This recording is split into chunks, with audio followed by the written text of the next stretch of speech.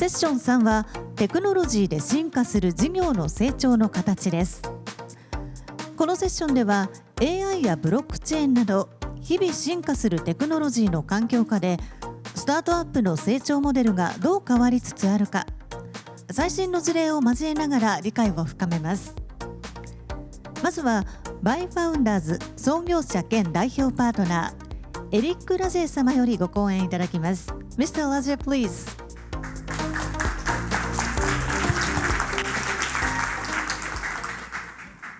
Hello everyone, fantastic to be back here in Tokyo and to be back here at the New Context Conference that I actually joined a number of times in San Francisco when I lived over there.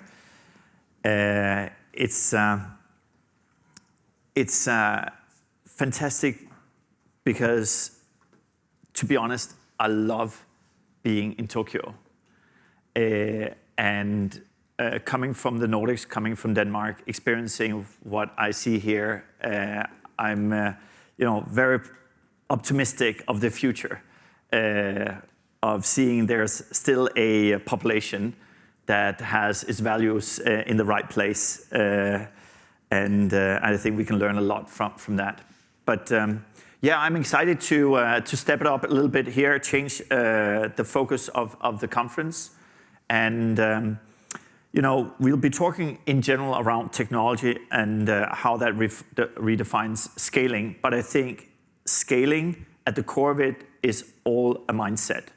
And I wanted to share a little bit about some of the mindset of what great founders in the new Nordics are really thinking about.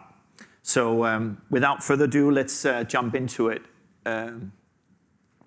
So my name is Eric, and I'm the founding partner of a venture fund out of Copenhagen that is focused on investing in the new Nordics. We are the leading early stage venture fund, community powered, and we have made over 70 investments across any type of technology area for the last 6 years or so.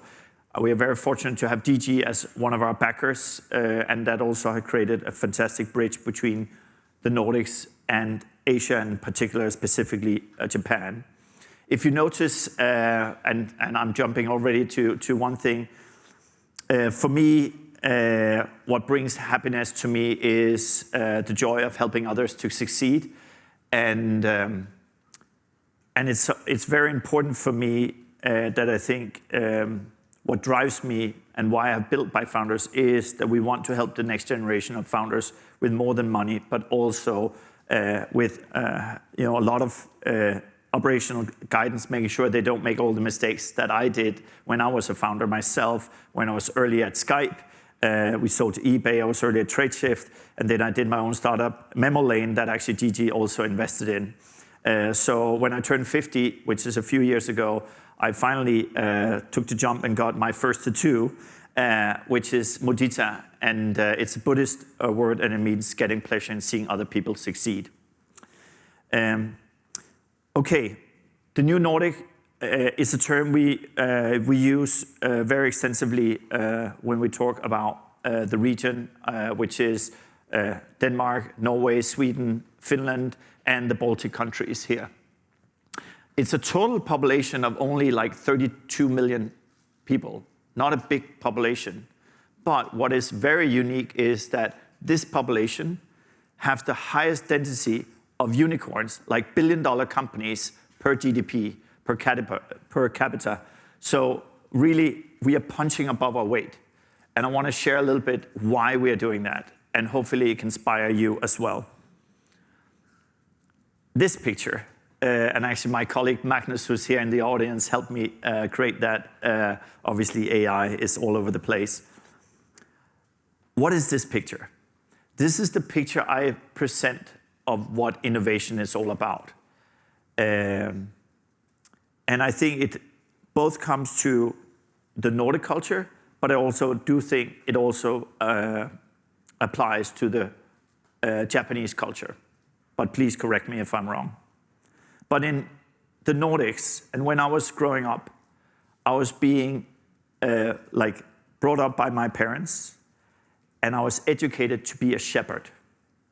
And you're like, what do I mean by that? I was taught like all the right things, and here's how you do things, and here's how you count the sheep. And I got hired, my first job, to be a shepherd, to make sure that, I could count the sheep. And every quarter, my boss would say how I was going, and I could report, like, there's all these sheep, it's going well, and so on. And he was happy I was doing my job. And this is often what we see in the Nordic culture, that we are being promoted because we are great shepherds, that we are good at counting the sheep, that we are taking care of, whether any type of business that we are managing. Like, we've been taught very well, and we continue doing that. Unfortunately, that doesn't foster innovation. But what I experienced when I moved to Silicon Valley is how Silicon Valley is breeding wolves. And wolves that are thinking completely differently, very disruptive. And they are thinking of one thing. They are thinking, how can I eat as many sheep as possible before the shepherd wakes up and sees what's going on? And if you look at so many transformative technologies out there, why they succeeded is that they challenged the existing, and they went in and basically once and for all just changed this industry. Think about Uber and the regular taxi drivers when Uber came in. Think about PayPal and the regular banks when they came in. Think about Airbnb when they launched, and the regular hotels. Continuously, we have seen disruption in industries when innovators, when founders are thinking like wolves, and they are going in and basically disrupting entire industries that have been managed and been built and grown by shepherds that's been managing for too long. So my advice to anyone in the audience that are on the corporate side is, from time to time, when you're making a decision, do not think like a shepherd, but think like a wolf. So you yourself can innovate from it within before you are actually seeing somebody from the outside basically coming in and taking off all your business. A key component of challenges that we see in the Nordics in our culture is that too many founders don't think big enough. They don't dare to think big enough because in our culture, it is not a good thing to think that you are something special. It's not a good thing that you stand out. And the fact of thinking big is really something you culturally need to challenge, right? Because in general, how you've been brought up, you are not thinking that category. The second thing is, and I think this is, you can say, have been a burden, but also an advantage of the new Nordics. We are such small countries, as I mentioned, only 32 million population total. If you want to succeed, you needed to think global from day one. If you didn't think global from day one, you would never succeed. I think, of course, it's difficult when you are like born and raised in Denmark, small country, or in Estonia and Tallinn, that you can like get out and build a global company. But to succeed, you need to have that mindset from day one. I think Japan or Germany or France or the UK, the challenge is that you can often be a little bit comfortable of saying, hey, if I'm big in Japan, I'm all good. But that maybe is not enough. One of the things that we just realized, I also have seen, I'm sure you've heard of Spotify and Klarna and Zendesk and Unity and Wise and many other great companies coming out of the Nordics. One of the key main components, the driver for this, is that they've defined a category. So it's very, very important in your mindset as a founder that you really think about how you can define a category. Too often we see founders nowadays just building features. And the AI revolution is just amplifying the ability to build features, but not really building categories. Here's an example.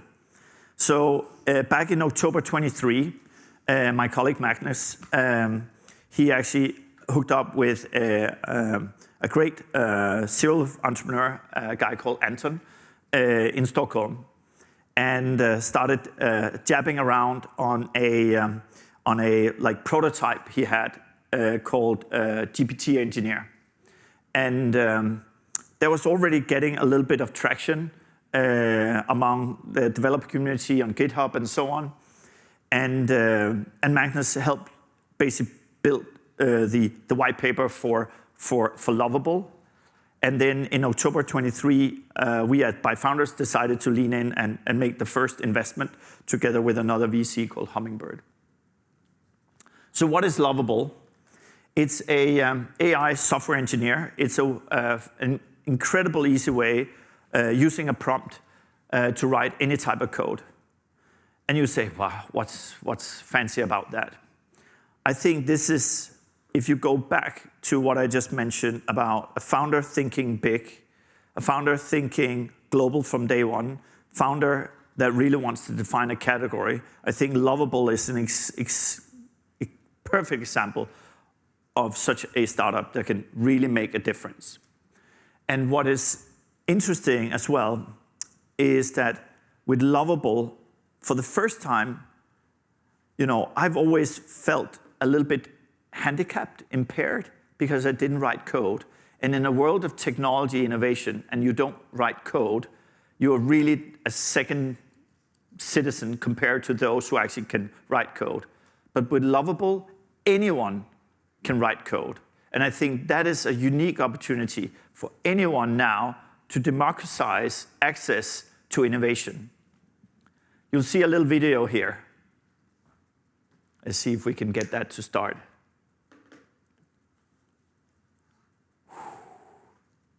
I think maybe I should press play.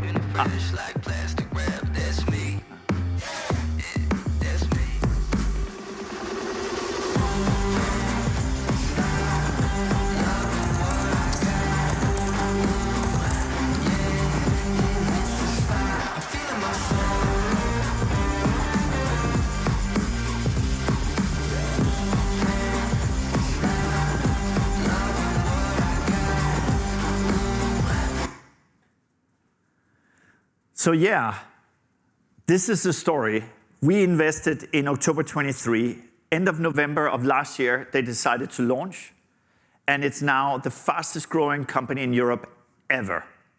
They've grown from 0 to $75 million in ARR in less than 7 months. This is incredible company, and it's just in its beginning. We are together with Hummingbird, the largest investor, and we are just seeing, how the world is now embracing Lovable. I do think we have a challenge or a task, and which is why I'm also highlighting it today. I think too few people here in Japan knows about Lovable, and we need to change that. So hopefully there will be a small dent here in the user uptick when you all go home tonight and try Lovable, when you want to say, I could actually build my own project to some sort. What's interesting, and we'll be talking a little bit about that in the panel after this. When we invested, it was 2 people, Anton and then his co-founder Fabian. When they launched in November, they were 5 people. And now, 7 months in, at 75 million euros, they are 35 people. That is what they need to be. Of course, as they're growing, they're planning to be 70 people at the end of the year. So it's like suddenly with AI, it also changes completely the dynamics of how you can build category-defining companies. What's also interesting is the way that they are hiring people. They are not just taking the regular shepherds. They are taking a lot of wolves. They are taking a lot of ex-founders, and you can see from really prominent companies that's coming in and joining this journey.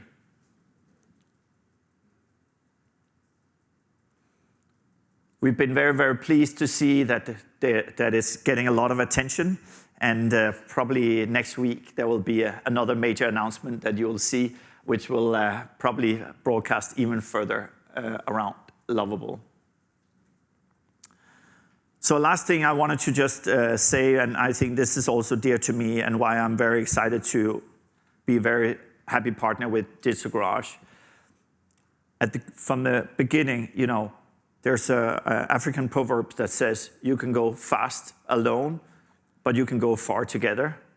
And I really believe that in the collaboration that we have with byFounders and GG, we have this possibility to go very, very far together. So with that said, I think it's time to go over to the panel. Thank you, everyone. Thank you, Mr. Roger. ここからはパネルディスカッションです。ご登壇者には先ほどご登壇いただきましたラジェイ様に加えて、ライスキャピタル代表パートナー福山太郎様、BEENEXT ファウンダー&CEO佐藤輝秀様をお迎えし、モデレーターは株式会社デジタルガレージ執行役員片山理沙が務めます。それではよろしくお願いいたします。Hello, everybody. So we are kind of in this conversation based on an assumption, right, that AI and other emerging technologies are changing everything, or maybe almost everything, about how startups grow and scale. So we have 3 panelists today from, actually this is great because they all represent different parts of the world.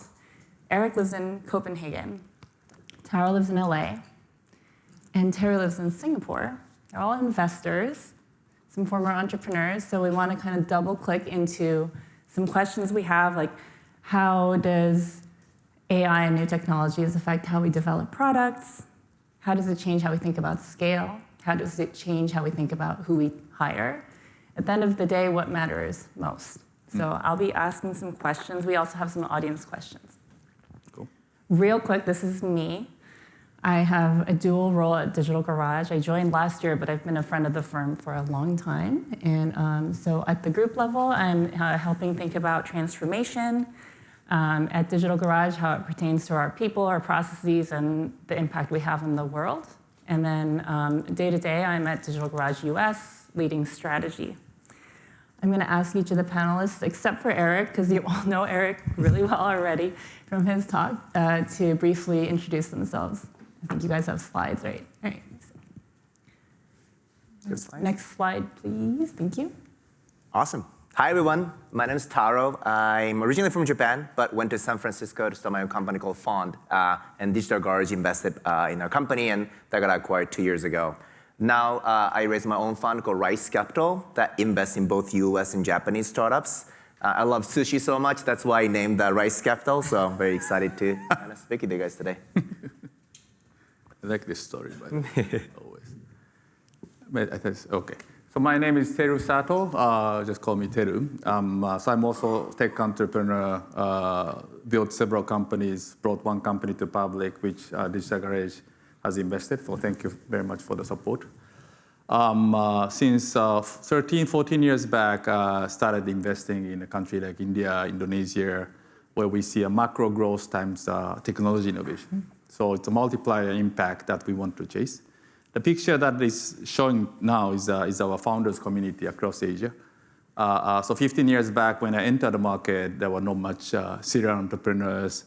So there are not much experienced founders. The ecosystem was pretty shallow. So building this type of cross-pollinating platform, and our fund name is called BEENEXT, B standing for honeybee, to cross-pollinate the innovators, capital, ideas, and so on. So I love, by the way, this byFounders name because our slogan was also for the founders. So we are all builders. There's no trademark on it. You can just do it. Thank you. Anyway, great to be here. Thank you. All right, so let's first talk about how we build and grow companies. And I'm going to ask each of you a question, and I have a couple of questions that anybody can answer. So Taro, I'm going to start with you. You were an entrepreneur before. You've had several successful exits from Fond to Edenred. What were some more traditional bottlenecks that companies had to bypass in order to scale? And then how is that changing now? So I think most of the founders, CEOs just tell you that the biggest bottleneck after product market fit is just the hiring, right? You need to hire people to build code, or you need to hire people to kind of sell the product. That's the biggest bottleneck. But that's the biggest thing that AI is changing right now. I went through an incubator called Y Combinator 15 years ago. Back then, 90% of startups went through YC, did not have any revenue at the demo day. But now, the average revenue at the demo day of YC is more than $100,000 in revenue, just after 3 months of the launch of going through YC. And the biggest reason is that 25% of those startups write zero code. Everything is coded by the AI for those companies. So I think AI is changing a lot on the hiring, which was the biggest bottleneck of all the startups 10 years ago. So I think that's one of the biggest change AI is kind of bringing to the world. Amazing, thank you. And Eric, you sort of talked about a really great example of that in your talk, Lovable, right? You don't need to know how to code to build a company. From your perspective at ByFounder and sitting in Copenhagen, is it different at all how startups approach AI and using AI to build companies compared to places like Silicon Valley, maybe, or even Tokyo? Yeah, that's a good question. I moved back from San Francisco in 2019, I think in general we are seeing a revolution with AI, and it, as I mentioned earlier, it's democratizing the access for innovation, and it's allowing anyone to reach out and be creative, which is unique.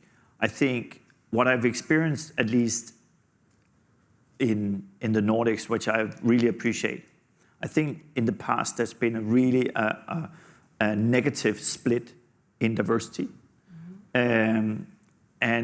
often because it was like a lot of men were educated to write code and not as many women, and that basically precluded a lot of women to actually go out and become founders.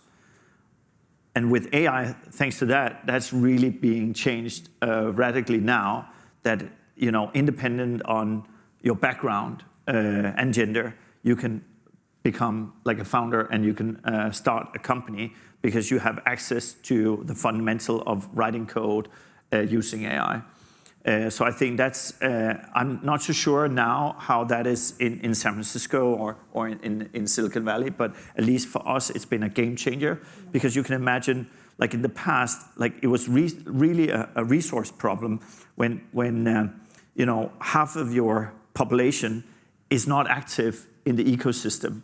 And now we are just seeing an influx of incredible, capable women as well to come in and help out. So we just are able to lift much broader than we've done in the past. Oh, that's awesome. Great to hear. Thank you. And then I'm just going to turn to Teru, because you invest in companies all over the world. So Japan, of course, US, of course, but also India and others. What have you seen? Are there things you've seen based on what they said, but also beyond that? Right. Well, I think there's this common movement driven by this emerging technology, particularly AI. So as Eric mentioned, it's really opening up the opportunities. It's becoming more like a Cambrian era of startups. The cost to build businesses, to the speed to build the product, to distribute globally in a day, I think it's unprecedented. So that's a common base, I think. So of course, we all try to capture this new momentum. That's one. Second point is when we talk about market, of course, each market has different demography, different stage of the industry. So of course, if I compare, because I invest both in India, Japan, a little bit of US, it's pretty diverse spectrum, right? How can you cope with that? So the best is to have a good people. So that's anyway. But use AI to find them. Yeah, exactly. The young talent to capture this momentum. But for example, the businesses in India is more like a problem-solving businesses, and then because India has a lot of still societal problems, bottom of the pyramid. But at the same time, this mobile penetration is really rising up. That also enables the data access, and of course, accessibility for AI. No coding, low coding, anything is also available, of course, in India. So the number of companies in India in startup sphere is today it's 150,000. Which is pretty sizable. I think in Japan, like 40,000. US is also similar, I think 150,000. The expected number of startups in next 10 years in India is 1 million. Yeah. So it's crazy. Another 6x startups in various spheres to build, of course, to chase opportunities, but also to solve problems by leveraging the latest technology. So I think that's going to happen. So what we would see is this very different game. It's more like a Cambrian era. So how to capture this Cambrian era as an investor is also another one, because we can't capture everything. So how we can really capture that is I think, another topic, but we also have to act differently. So that's anyway. Yeah, and let's talk about that actually. So how are investors thinking differently in this era? How are patterns changing on how money is being distributed? Or all of you could probably I think AI is disrupting not like everything, and also like the value system, because nowadays, do you really need to raise money from venture? Totally. Like, because your access, you can like go out and make revenue in 3 months at YC, and you haven't even raised money at that time, right? And who says that you need to raise money and you can go very far without having to raise money? So I think that's one component. And secondly, because we are going to see that exponential growth in innovation, as you were mentioning, 1 million startups in India alone, we will not be able to cover that. Like it's simply impossible to scale that from a venture perspective. So I think there will be a lot of selection, or even more selection than there's been in the past. Right. And then the question is, are we as VCs obsolete? Right. That's a more totally. thing. Well, I'd love to ask Taro about this the latest phenomenon called seed strapping that is really happening in the US. I hope that is also happening in India soon, but not yet happening. There's a lot of capital is required to build some businesses in India still. But theoretically, because the product development is going to be leaner and leaner, faster and faster, and then business structure would be not a fixed cost basis, but variable cost basis. So theoretically, at least other than this, of course, foundation model that really requires centralized capital, everything, that's a different game. Mm-hmm. But for application layer, agentic layers, I think theoretically it's more controllable for the founders. And then we're just talking behind the stage. We talk about this seed strapping, right? Instead of bootstrapping. Maybe you can share about the latest phenomena that is in the valley. Yeah, sounds good. So you used to call bootstrap for the founders that who don't raise money and then kind of keep growing without outside capital. But now the trend we see in the US is called seed strapping, is that you raise a seed funding so that you can build the first product and you can start growing. But as Lovable in Eric's portfolio, you can grow so fast that you don't need the typical Series A or B. So you keep going with just the seed funding money. So that's what's called seed strap founders. Yeah. So I think a lot of VCs talking about the growing importance of the seed stage, less importance in the middle, maybe more important towards the late. So kind of verbal phenomena is kind of happening in the VC industry in the US, I see. Mm.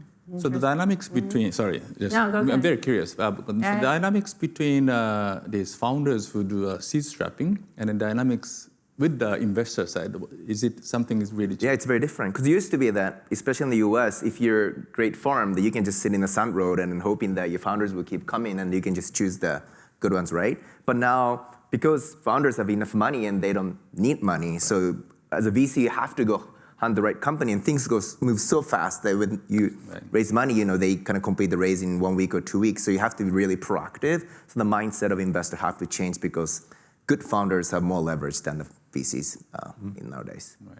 Yeah, I think in general what we are seeing, and it's been a very positive change, is that over the last 10 years, founders nowadays have a choice. Like in the past, they didn't have that. Now they have really a choice, which gives them like this possibility to choose whether they take venture money or not, but also from whom, and get the most out of that. Right. I think our approach, how to capture this Cambrian moment, is a network and community.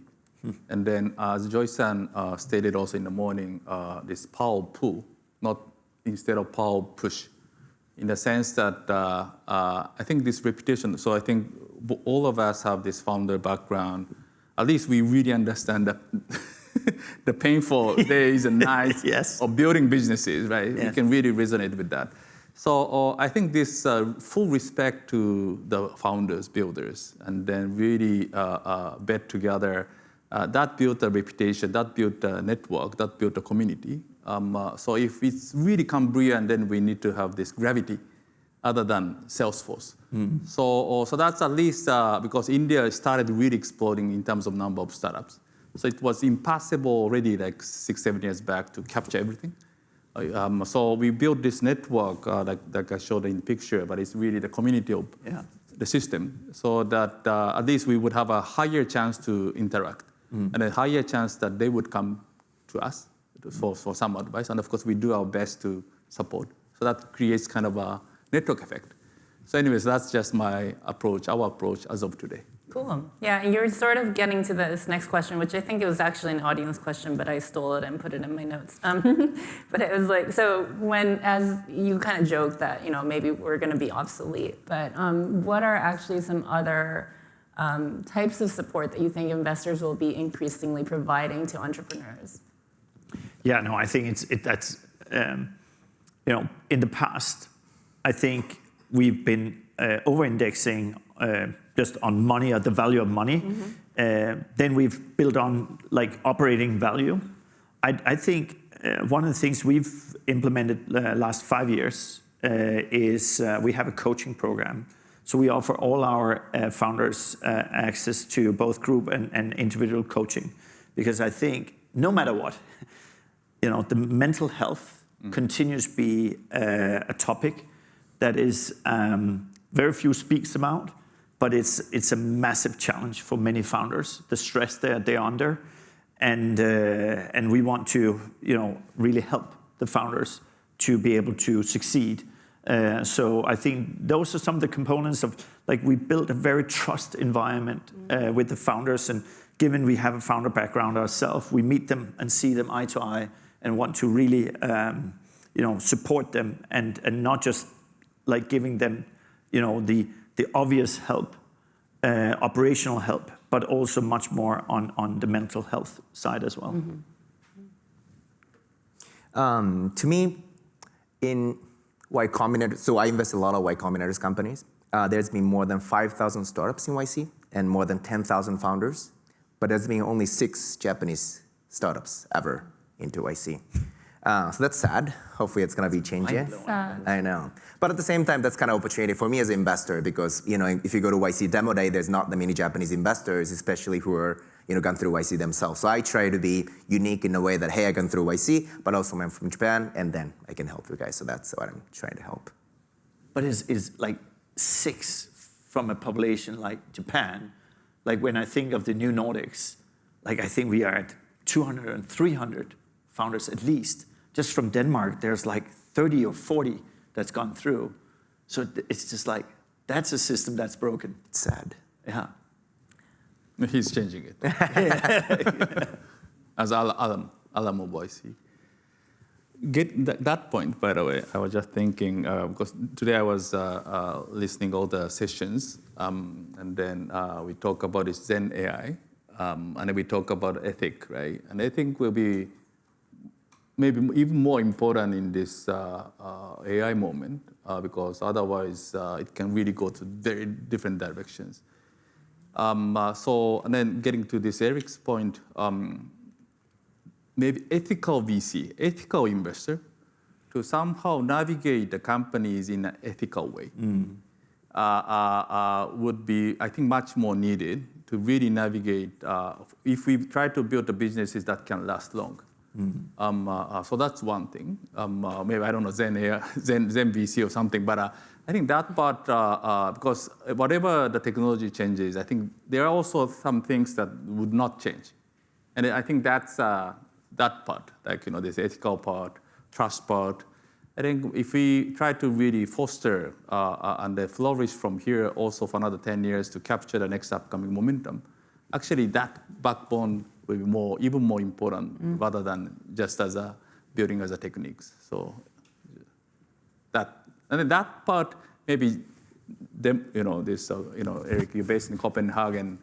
We are originally from Japan, and then throughout today we talk about this, this ethic and the history. Somehow it really resonates.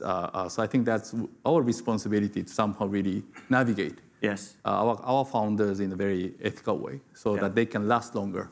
It's as part of our investment criteria. Yeah. Like we are always you could say, doing reference background checks on the founders we back, because we wanted to invest in only 100% responsible founders. And if there's something that in the process just turns out that they don't have the integrity, they are not, what we should like to see founders represent, we don't invest, even though it might be like magic what they're building or anything. Like at the core, we are investing in humans, in founders, and that's what's important. And if we can't look them in the eyes and know that they share the same values as we have, then we are not investing. Cool. Yeah, I was actually going to ask about values later, but maybe I will ask about that now. Because I think Sorry, I jumped. No, it's great. I mean, it's great if you can make the moderator's questions obsolete. Like, that's a good panel, right? Because we're chatting. But yeah, because I think all of you actually have talked about values in different ways. Like you just talked about it, and like I know Teru, like your company really emphasizes like empathy and partnership, and you talked about your networks, and Taro, you talked about like really wanting to support Japanese startups. Like how is that like different in this kind of AI-driven, AI-integrated world? Like how do we? I mean, I guess this has kind of been the theme of the whole day, but how does that affect what you do day to day and how you? Yeah.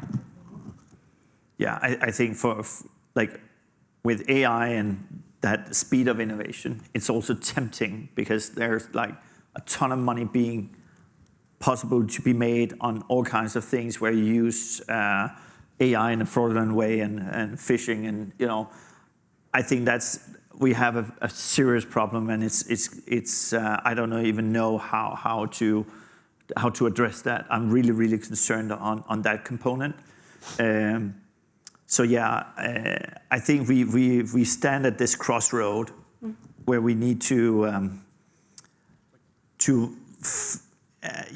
don't know. I don't have that answer. Maybe just to make the question a little bit more practical, like what can startups do? I don't know how many entrepreneurs we have here or listening on the live stream, but like what can startups do, or what can investors do to be on the right side of this?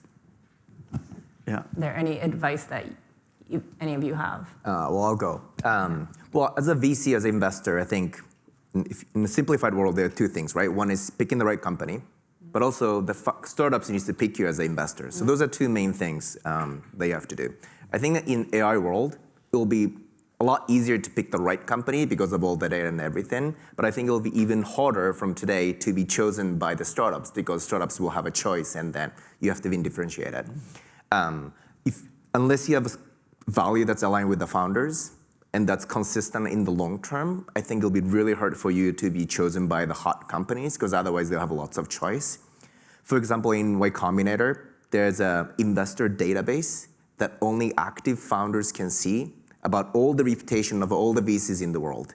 So if you're an investor, if you say, hey, I'll invest you, but you don't actually invest, then you have bad reputation that will stay there forever. Or I don't know, if you say you're going to add value, but if you don't end up doing, then you'll be remembered forever that you're not that right investor. So for those reasons, I think those trust or value or long-term consistency will be way more important than today. So I think that's what I care a lot, as an investor right now, and I think that's what will be changing moving forward.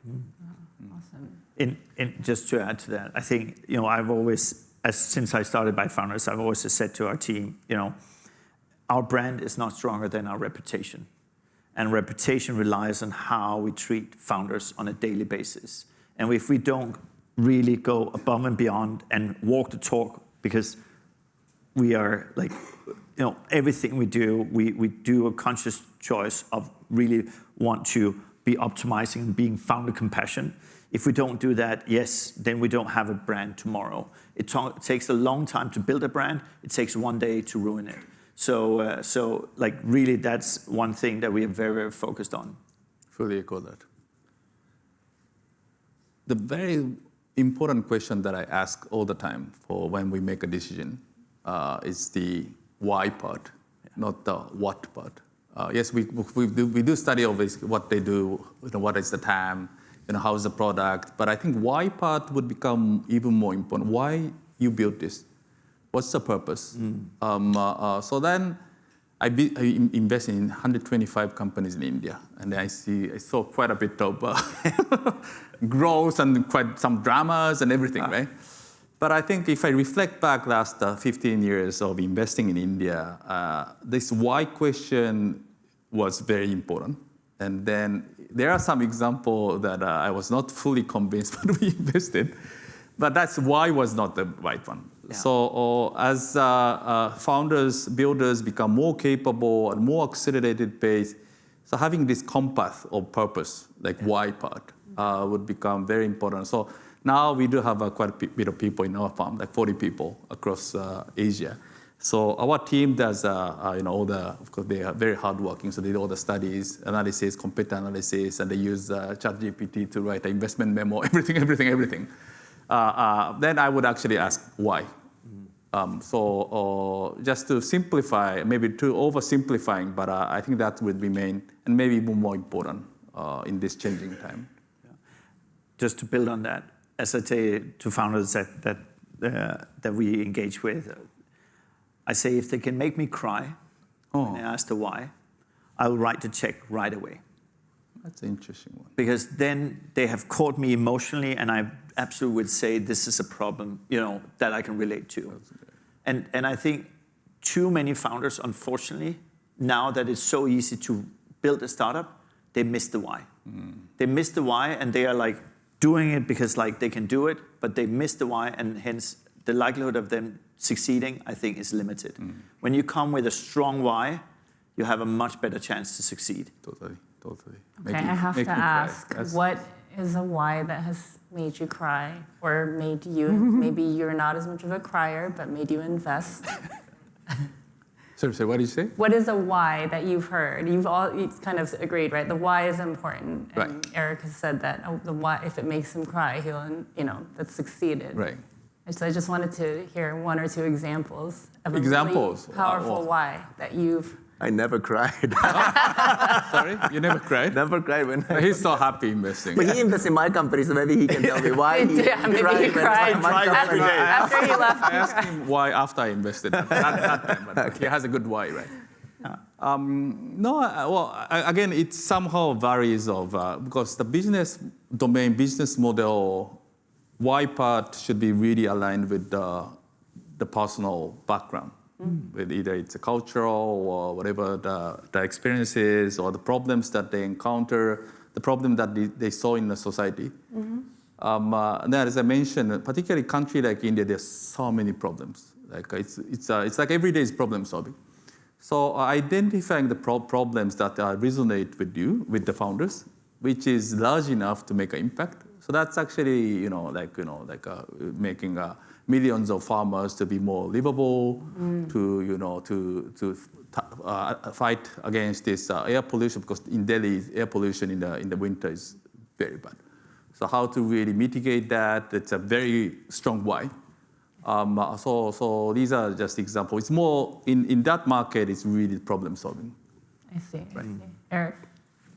Yeah, for me, like at least one that I still think back on I'm still sitting on the board of a company called Quinn, and it's these two founders from Denmark but based in San Francisco, and one was studying at Stanford Medical, and they came to me and said, we want to really improve women's health, and I was like, okay, that sounds good, but then they start talking about the whole notion that women are really overlooked when it comes to research and progress.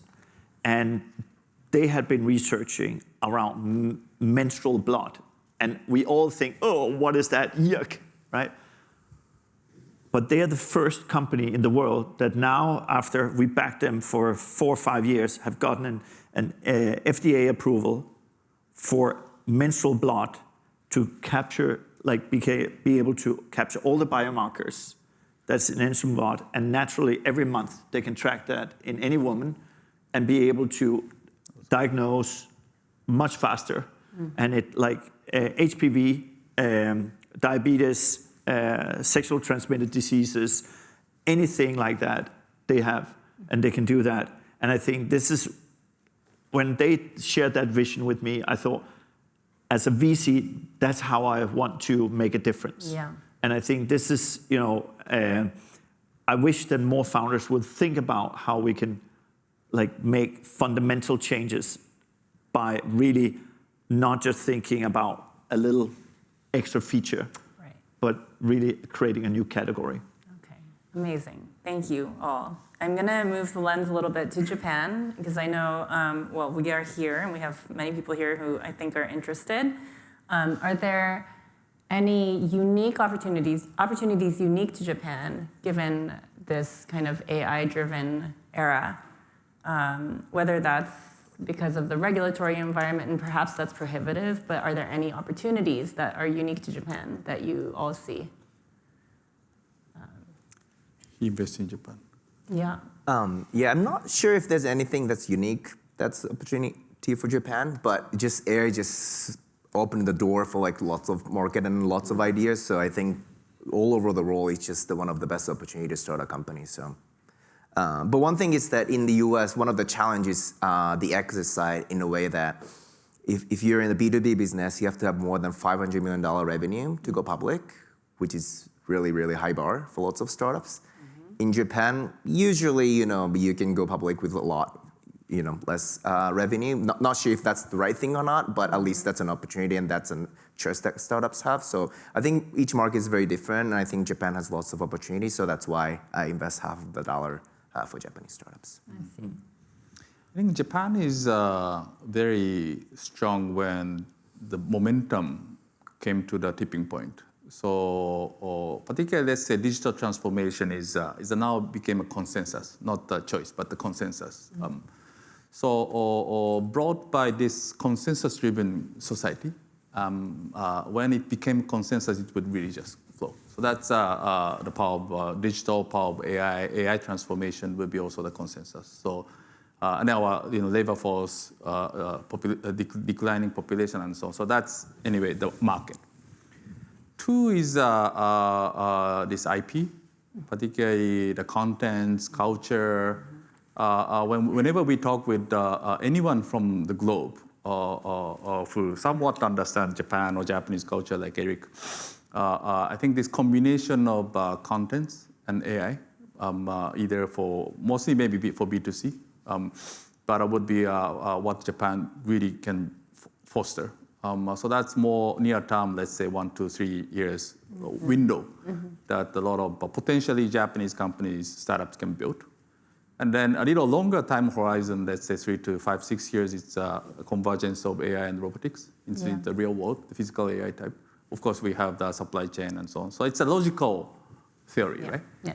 And of course, that's the logic, but also how to really get into the real founders. That's, of course, what we have to do. So then that's, this community building, like DG runs this open network lab for the last 15 years. This is a great example of community of builders. So, of course, the 15 years back, mostly like software as a service, or more marketplace businesses in Web 2, but now it's with AI and maybe more into robotics. So whatever the technology, of course, would evolve anyway. But I think the community part would remain. So that's more long-lasting. And then technology. So I'm very much optimistic about what's coming from Japan too. We also invest in Japan, by the way. Right. Yeah. I think the biggest opportunity is an opportunity to the mindset change. Coming a little bit back to thinking global from day one, thinking big, dare to think big, and being able to build these new categories that there's plenty to be built. And I think, Taro, you have a big responsibility. Because Yes. Let's put him on the pressure. Right? I think because you are one of the role models for the next generation of Japanese founders of what you have done. And I think it's important that you are using that voice you have to inspire the next generation. Because otherwise, Japan as a country of innovation, it's built on innovation. But I do think it's losing momentum. This is just from the outside, and you are saying only 6 companies coming to YC. I think you need to start pushing harder together with your colleagues, your friends that also have broken the barrier, and be a role model for the next generation of Japanese founders. Yes, sir. Thank you. Good segue to talking a little bit about talent. I know we're kind of running short on time, but yeah, like when you look at talent, right? So let's just go from here, right? Japanese founders, like we want to see more of them in YC. We've got Taro, the shining example. What are some of the skills or the characteristics that you think founders or anybody who's in a founding team needs to have? And like coming back to this, AI and technology and how that's changing that. Is it changing that? With AI, maybe we don't need as many builders. Do we need other, what are the skills that we still need? Like what will AI not replace?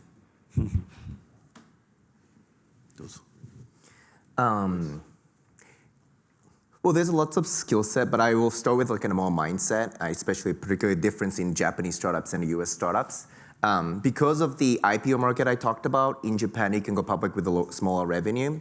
And then with the culture that you're experiencing in Japanese market, in Japan, the less crazy you are, the better as a founder, I think, because then you'll create less enemies, so you likely can be successful. But in the US, because the IPO market is so large, and then it's a power game that you really, it's either you create the billion or nothing type of the game. The crazier you are is the kind of better founder in a way. So I think that mindset is what I try to think about. We talk about why part of the kind of reason, we look at the entrepreneurs, and then we talk about, how we cry and emotion, all that kind of stuff. But I actually look at how angry the founders are about something. I invest in 2 companies who's got kicked out by the board at the previous company. Both of them actually built a larger company than previous company before because they're so angry at something. We call it chips on shoulder in the US market. But I think that's just something that's going to be very important. I think that's going to continue to be important regardless of whether it's AI or not, because I think that's the drive that founders need to have moving forward.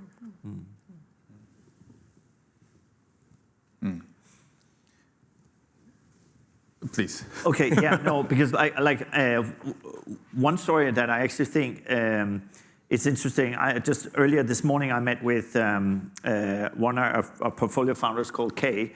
He's originally from Morocco. He went to Estonia. That's when we invested in him because he was in Estonia, creating a cybersecurity company called Aiko. And then he moved to Tokyo. I think this is also one of the things that we should try to foster more is not only Japanese founders moving to the US or to Europe, but actually having more foreigners come and create a more diverse and culture within the startup seed system. Because I think there's a lot of values you can bring from multi-ethnic cultures that I think still has an opportunity to be brought forward in Japan. Totally. We start seeing that phenomenon, right? So I think it's great. And you have created, because that's why he also came to Tokyo, because from Morocco, it's very difficult to get a visa into Europe. But you have a very good visa program into Japan, and he leveraged that. Right. I think that's a very good investment from your side. Right, totally. I think we have Hasebe-san coming today, the governor of Shibuya. Today, and then they have also issued this startup visa kind of thing. Yeah. So I think that's happening, and then it's a great. I think if innovation is defined as connecting dots, and if we talk about global product, of course, team has to be global, and then how to make it, of course, the multiple variations of making such mixtures, and then also not only that, but also let's pick one Japanese. Let's say Taro has been in the US for a decade. Too long. Too long. He's flying in and out, so he can cover, right? Okay. Yeah. So, and then this guy called Kojin Oshiba, he's the founder of Robust Intelligence. That's an AI security company he built with the Harvard professor when he was at the undergrad. Yeah. So he went to Harvard for his undergrad and met with the professor and started business 5 years back, and he sold the business to Cisco very successfully. So that type of role models is actually, we started seeing more. Great. And then also a lot of CFOs, and when you look at some public companies like Visional run by a person called Minami-san, or Money Forward run by Tsuji-san, they actually went to US for their studies. So we also start seeing some returners to build the tech businesses. So it's really mingling the different dimensions, and which is all happening. Also, the Sakana AI, it's, that's also another good example. So it's happening, but I think, yes, how we can make it 10x. Because sometimes, or maybe often, quality will be, or the emergence will be defined by the quantity. So we need to have some more quantity to make more cases. But clearly, we start seeing, and then hopefully we can see another 10x. Great. So to close, since we're almost at time, I know today we've talked about a lot of, over the course of the day, like different kind of temperaments around how we see the future. There's some, maybe some pessimism, some optimism, some not so sure what's going to happen. So in very brief statements, if each of you could just give us a sense of where you are in terms of temperature taking for the future as it pertains to technology and scaling companies, I think that would be a great way to wrap up. I'm a born optimist, sorry to say, and I will continue being. And I think as long as you leverage the technology developments we have responsibly, I think we can really create a much better world and a world that is much more united than it is today. But yeah, unfortunately, we have some storms out there that we need to pass to get through. But in general, I'm optimist that we can pull it off as humans. Like one thing that a computer or an AI can never take is the heart we have beating every day, and that is important. Love that. Thank you. Internet, mobile, cloud. I asked my friends, where would AI rank in terms of the impact to the society? Is it the largest or is it the smallest, somewhere in between?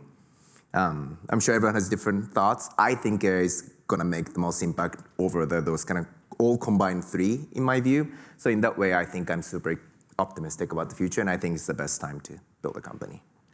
Right. I fully echo that too. So I think internet used to be the sector, but AI is more economy. So it influences all the industries, not only advertising, retail, contents that are predominantly the major part of internet business side. So it's going to be broadly economy. So that's a big impact, of course. And second point, as again, just try to also connect what we've been discussing this morning, I think ethics would become even more important if we really try to support long-lasting companies. If it's for 3 years, 5 years, maybe we can push some companies to go really this way. But if we want to see more like generational something, I think ethics would become again more important than the understanding of legal system, because ethics would come over the legal legitimate things. So anyway, thank you. Thank you all so much, and thank you everybody for listening. See you later. ありがとうございます。ありがとうございました。どうぞ皆様ご講談ください。Thank you very much.